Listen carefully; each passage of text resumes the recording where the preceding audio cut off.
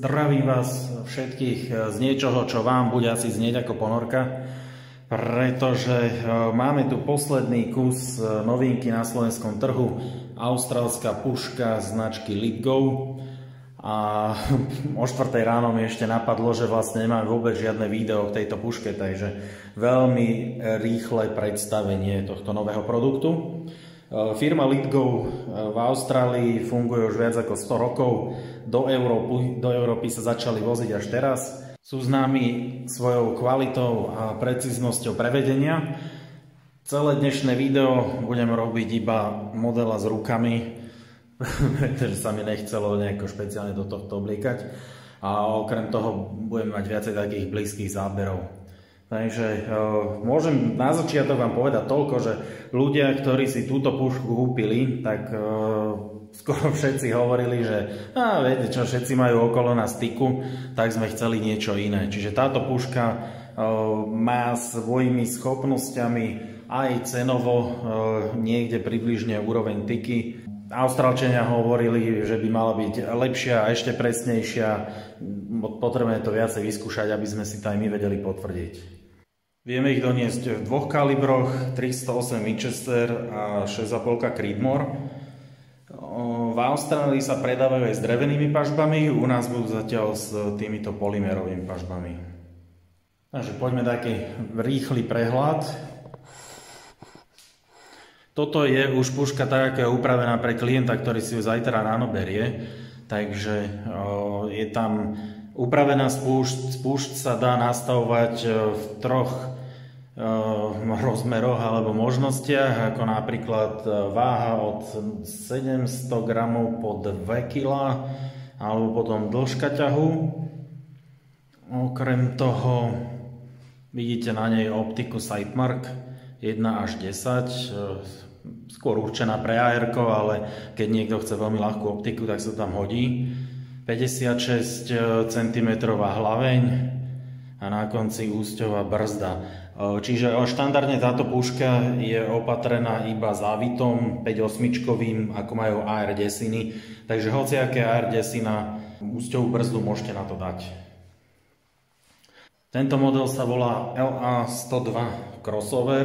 Crossover znamená, je to teraz nový populárny formát, že zobrali to najlepšie z polovníckych pušiek a z pušiek na súťaže, alebo teda súťažných pušiek. A malo by to byť tak, že jeden deň môžete ísť polovať a na druhý deň tú istú pušku, ak ju máte spravenú, môžete ísť na súťaž a vyhrávať. Čo to presne znamená, si ukážeme. V prvom rade, kde to je najlepšie vidieť, skúsme takto. Je to neskutočne ľahký chod, hej, keď hovoríme o tej precíznosti. Tak niektorí ľudia sa ma už pýtali, že či to dám vo vnútri na magnetoch, lebo tak strašne ľahko to ide. Hej, skúsime to ešte raz tu.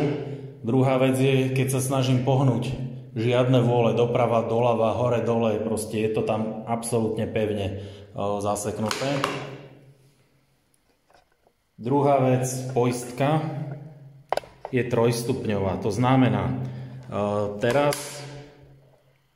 teraz je streľba, druhá poloha znamená, že nedá sa pohnúť, obtiahnuť, nedá sa vystreliť, tretia poloha, nemajú to všetky pušky, je to skôr výnimočné, vystreliť sa nedá, ale viete sa pozrieť, či tam je náboj, vymeniť si náboj a tak ďalej. Hej. Táto puška má nastavených momentálne 700 g a krátky ťah, to znamená úplne ľahko, chrumkavo. Čiže čo sa týka crossoveru, základ je výborne tvarovaná pažba do všetkých situácií. Keď si pozrete rúčku, neviem, či to, ale je to takto vidieť. Čiže nie je rovná tá ručka, je trošku vypukla na obe strany. To znamená, že veľmi dobre sedí v ruke. Oh my god. Jedna z vecí, ktorá ľudí veľmi prekvapuje, presne keď to prvýkrát chytia, ako fantasticky to sadne do ruky. Neskutočne.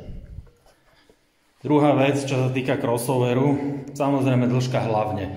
Čiže je to ani dlhá, ani krátka, ale keď si otočíme takto, takže pažba zo spodu je na stranách skosená, to znamená, aby dobre držala do ruky, alebo teda dobre sadla do ruky, ale zároveň vybavená úchytmi na dvojnožku, respektíve ak to niekto potrebuje položiť na vak, tak je pažba zo spodu viac menej rovná. Takže veľmi dobre sedí do ruky, ale zároveň veľmi dobre sedí na vankúšoch. Takže to je v rýchlosti Letgo austrálsky LA102 crossover. Hovorím, najlepšie je prísť si to vyskúšať, keď si chytíte to obťahnutie. Hej. Proste.